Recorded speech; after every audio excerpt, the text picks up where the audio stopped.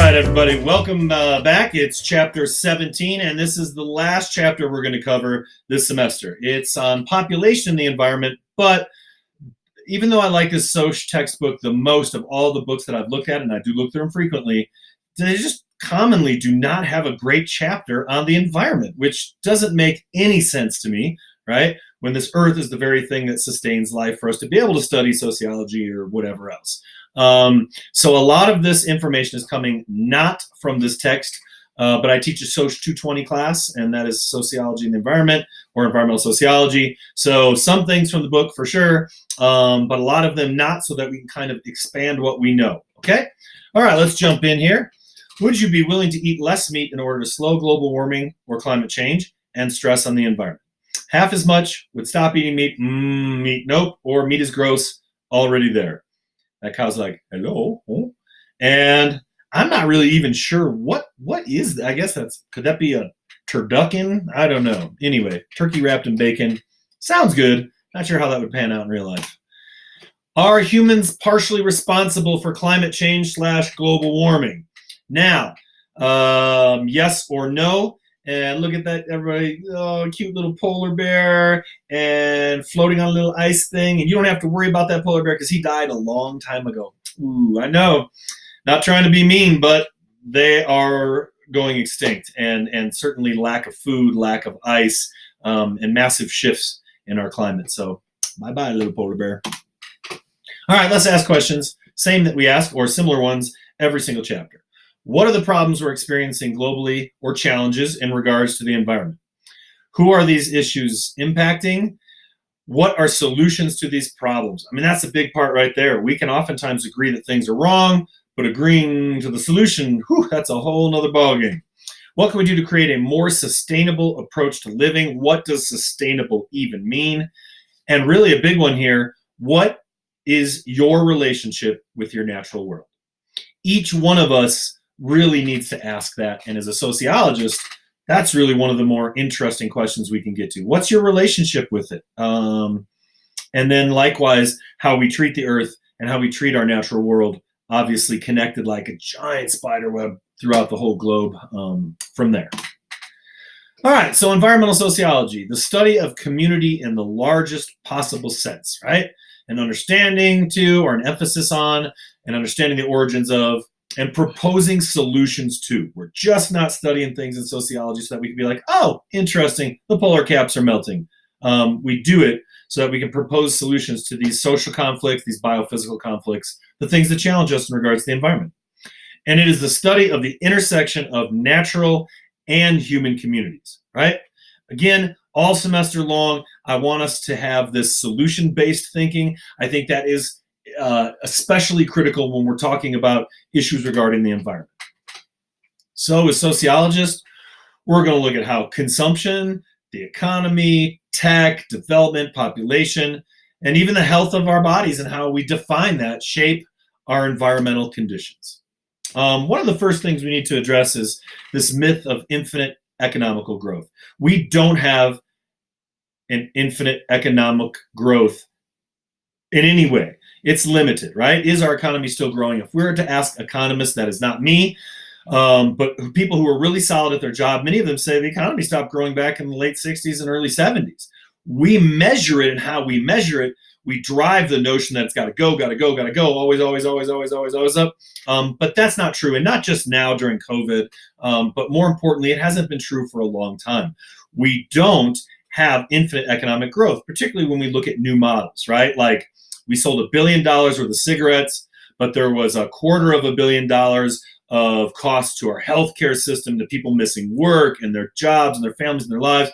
So then we minus that. If we were looking at things through a newer economic model, and then you would say your profit is this. But we don't measure our economy in that way. We measure it so that we kind of have that myth of infinite growth. But we have as much earth as possible, so there's a myth of like infinite space to build and to do things, and a myth of infinite economic growth, but those are both false. We have as much earth as possible. And I mean, I really always cringe when they're like, we found a new planet and it seems to be very much like Earth, and we can have it's very habitable. The second I hear anything like that, and first of all, you need to know something. In your lifetime, none of us watching this video will ever travel to another planet, particularly the ones that we're looking at that are so many light years away. It's just not in the cards for us. But every time we hear that, I feel like people think that there might be a second Earth. So since we're going to, this one's ruined anyway, we can continue to sort of trash it. That's the worry anyway, when we kind of have this idea of infinite amount of space. So the question that we really have to ask ourselves is, how does your consumption shape the environment? Do you always buy new? Do you make and go out of your way to buy used? Are you recycling? Are you reusing? What are we doing? Are those any good anyway in the first place? What the heck does sustainable even mean? Because people use it all the time. So we're going to look at that in this chapter. So sociologists, again, look at culture, ideology, moral values, risk, and social experience, and how those influence the way we think and act towards the environment. So a question that I kind of give right away early is, what were you taught to value about our natural world when you were growing up? And how does it influence your behavior today? How has it remained a part of who you were, right? My mom always grew a garden, a big one, 2 of them. And whether I had the choice or not, I was going to be out there working in that garden and growing stuff and help picking stuff and doing that. I don't know that I was a big fan. I'm an only child, so we had 3 lots, and I had to do all the yard work by myself and a ton of that work. I wasn't like a yard work, outside gardening kind of person. Years on down the line, that really heavily influenced me. I own a 4-acre farm. Growing food is one of my biggest passions, and being outside. So obviously, a lot of things that we encounter and are socialized and learn about when we're young continues with us. Let's look at that in regards to our relationship with the environment. We also look at how can we bring about a more ecological society. I mean, taking all these paradigms into account and looking at our options, how do we do that? Because we're thinking globally, but locally might be the most important focus we can have right now, because of the impacts that transportation has, because of the impact that COVID's having, because of our broken food system. And we saw just how fragile it was. And it wasn't like gas going out or oil prices through the roof or a shortage in that or transportation in that even. It was just how people started buying. And now, of course, some of the good externalities of this, we're seeing farmers markets, virtual farmers markets. We're seeing people get much more connected to their food. So many people growing their own gardens now more than ever before, buying backyard chickens and trying to do that. That's a huge piece, that local piece. And also, what does the interconnectedness of all things mean? I mean, we are truly all interconnected, and not in a way that's like, hey, bro, we're totally all connected and interconnected, like not that. Definitely in a spiritual sense, but the reality is we're a global community now. The reactor disaster at Fukushima made it such that the only way they had to contain it and keep that from getting too hot and exploding and going further is to pump seawater on it, and then that pumps right back out into the ocean and circulates around. Now it's a global problem, right? So we are interconnected. Greeley, when they burn the blood at Greeley and when it smells at Greeley and they do the slaughter at Greeley, that's our air that we are breathing in. We are sharing that air. We are sharing the water when that millions of pounds of liquid waste go into our underground aquifers. We're sharing the ocean. So we are interconnected in a very real, scientific way, and as well as a globalized way as human communities.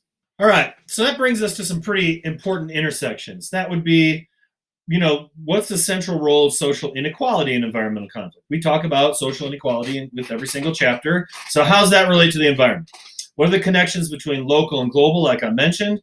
We're looking at the power of metaphor of community for understanding these social and ecological dynamics, meaning, like I said, interconnectedness, but community in the largest sense, this earth. We are in it together.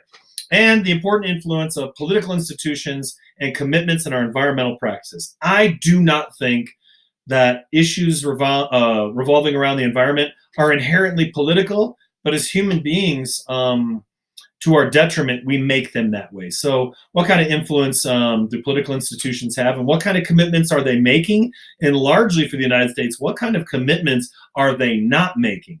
I hear oftentimes about how expensive the Green New Deal is, but once we'll look at some facts and some statistics in this lecture, we'll see that investing is so much better, preparing ahead of time rather than reacting to environmental challenges, disasters, and dangers. So why do we have a concern for the current condition of the ecological dialogue? And I think it's pretty obvious. We know we have challenges to sustainability, to environmental justice, and the rights and beauty of nature. And I mean, who is it at a political meeting or whatever that might be, even if it's in your local town, who's going to stand up and say, what are the rights and beauty, of nature? Is it the Lorax, somebody with a great beard like me going to pop out of a tree stump and be like, you should consider this? No. But we need to ask these questions and answer those questions. What are the rights of nature? Like, if it serves a function for the whole globe, how do we protect that? What are the rights and beauty of nature? It's questions that maybe we're like, what's your relationship with food? What's your relationship with your environment? That we're not used to asking ourselves, but that become critically important. All right. Do you feel like fixing the environment is definitely possible? Maybe in my lifetime, or C, impossible? And of course, I'll ask this question in class online. Here's the deal. If there are more people, right, that usually answer definitely or maybe, that's my tipping point. If most people answer impossible, it's going to be impossible. Because as human beings, if we think something can't be done, oftentimes we will not even attempt to do it. So as long as a majority of people think definitely or even maybe we can do this, then that continues to fill me with hope in regards to fixing the environment. Now, of course, fixing, that word is fixed to begin with, because it can mean so many different things. All right. We'll call it climate change. Obviously, global warming is sort of an older term, and I don't feel like most students think that it's as comprehensive as climate change, because we're not just having warming, right? The Intergovernmental Panel on Climate Change stating it is unequivocally here. Global warming, climate change is here. It has been for a long time. And all sorts of industries that were polluting and that were sort of fast forwarding this climate change piece, they knew it too.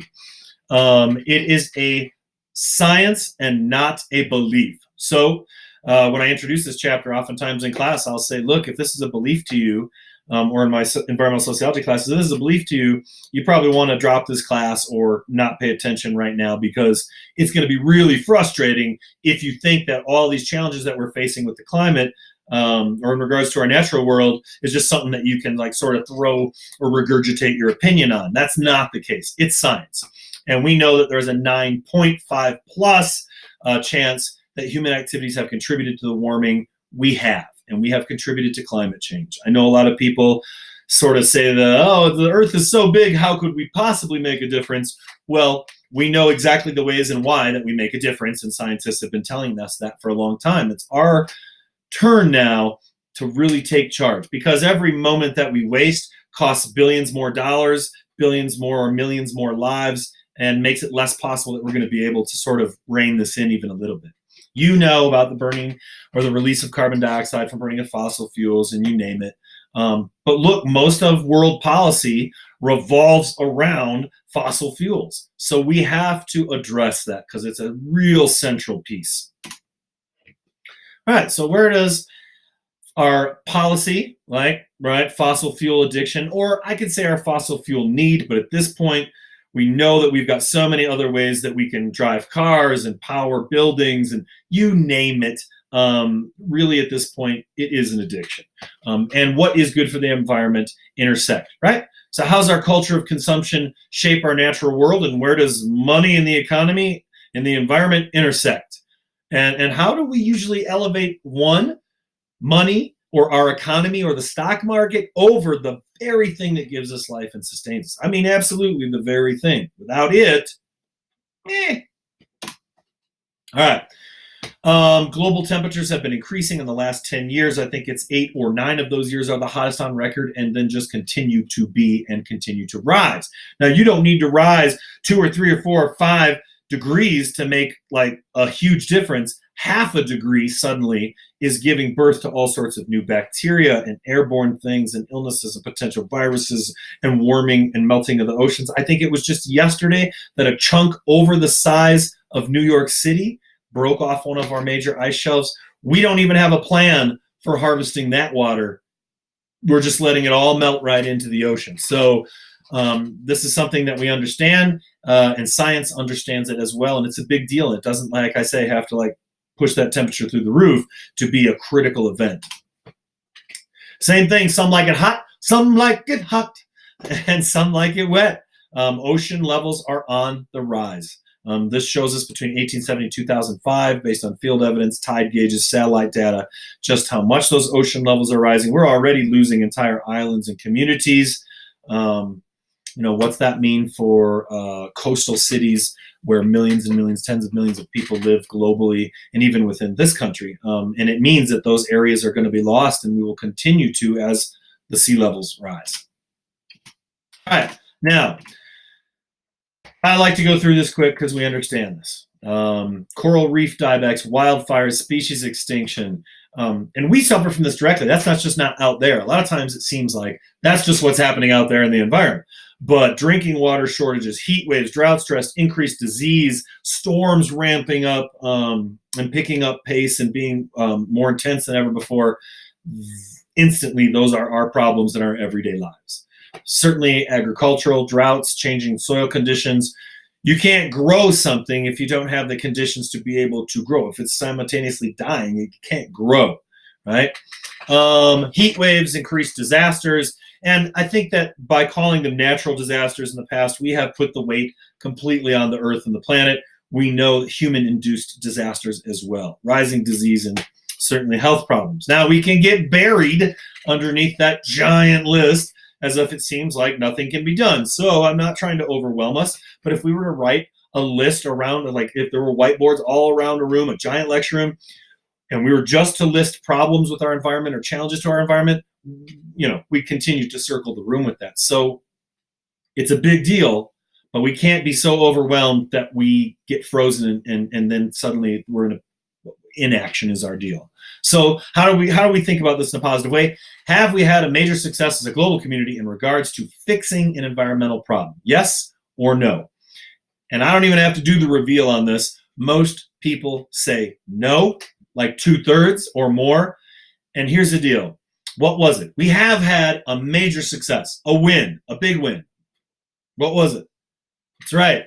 Chlorofluorocarbons, CFCs. Back in the 80s, they identified that the way that we were storing aerosols was eating a hole in the ozone and then another. There's 2 holes in the ozone. And we needed to do something about it. We banned those. We acted as a global community. And I'm not down on the United States, but when it comes to following through the Kyoto Treaty or anything else, we are very, very, very poor at that. We have a horrible track record of that. But we did it 30 years ago, 30 some years ago, right? We all did it. And then within a handful of years, we could track it. And the holes in the ozone where we were looking at from the CFCs particularly were healing themselves. So we have had a major success. If we put our innovation and time and effort in dollars where our mouth is, we will continue to do good things for the environment. Yep, 2 ozone problems.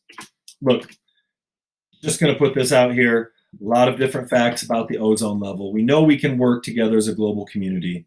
And a 2006 study showed that we've got over 100,000 deaths alone from photochemical smog, right? Fine air particulates, you name it. UV lights, we've got and I look for things that are statistically important. If you've got between 1994 and 7 years in 2001, skin cancer rates up 66%, that is very statistically significant. So, particulates and acid rain, white smog, again, another 160,000 Americans die prematurely each year due to fine particulates, which are pollutants, VOCs, volatile organic compounds, could be cars, combustion, power plants, wood stoves, burning, sulfates, nitrates, livestock emissions, you name it. Obviously, major challenges. You see the white there on the field, that's salinization. When you're watering and it's evaporating so quick that there's just a salt buildup, that creates less and less arable land. So we have less land and less potable water every single year. Our farmland isn't increasing because what we're doing to the land with chemical farming and with the way that we water in regards to climate change and the warming means that we have less and less area to grow more and more on. So soil erodes from farmland at least 10 times faster than it can be replaced. Where are we going to grow? Who is going to grow our food in the future? Is that going to be indoor strictly? Are we going to be able to grow outdoor, like I said, with temperatures? And of course, we have massive amounts of pollution of our fresh water from pesticides and chemicals. We know that we have a very tiny percentage, and we'll talk about that soon, of fresh water available to us, and much of that is already rendered undrinkable and poisoned. Certainly, then we also have loss of agricultural land to development. We're building in many, many directions. And again, there's not an infinite amount of land or water. We know that our food supplies are poisoned. They have been consistently deregulated, genetically modified, and are allowing many non-food ingredients, as long as they're at a certain amount, are seen as safe by the FDA or the USDA. And municipal drinking water has almost zero regulation on the federal level. It contains too many drugs, toxins, and contaminants to be cleaned and filtered. And water experts from here in town that I've spoken with over the last decade, they're going to conferences with other scientists, and they cannot do it. They have not been able to remove particularly pharmaceutical chemicals, but all sorts of chemicals from our water. Somewhat lead, yes. Somewhat this, somewhat that. But we are just, now that more people are using pharmaceuticals, more of that is winding up in our waterways. There's our danger to fish. They're hermaphroditing. They're unable to reproduce. And the same is true with people who take that water. Sometimes people are unable to get pregnant or have abnormalities due to all of the pharmaceuticals and the chemicals that are in our water. So what do? I mean, if we think that we live on a planet of water, and we do, and we know that only 1% of this world's water is actually suitable for drinking, only 1%. And most of our water rights are now very prominent in laws around the world, and they are corporately controlled. They are privately purchased. Things that have been a municipality's water supply, whether that's in Germany or the United States or the Great Lakes, we are finding they're getting corporate controlled and privatized. And of course, if we look at population, we know that rising population is a big deal. Certainly development is a big deal for the needs for water. But if we think about it, water is our one finite resource. It's the one truly unique resource that we have. 99% of it's no good, and because it's salt water. And desalination right now, really expensive, really dirty, not how we're going to solve our water crisis, okay? And then a great deal of that 1% is poison. So this, out of all the other things that challenge us, this is a big one. This is why fracking here in Colorado, where they take the poison water and the chemical water, the wastewater, and they re-inject it into the site, back down into the aquifers, knowing that that water is poison. And then if we have an event like a flood, like we did several years ago, that brings the aquifer levels up, and that brings those levels up, and then all that water mixes and goes back down. We need to find ways to protect our water, because without it, we don't live for very long at all. All right, I'm going to pause on this pleasant thought. It's making me thirsty for some reason. What's in my mug? Hey, I'll come back with episode 2. Remember, be good people, do good things, and take care of this planet, because we're all in this together, and it's for real. Peace, everybody. Cha, cha, cha.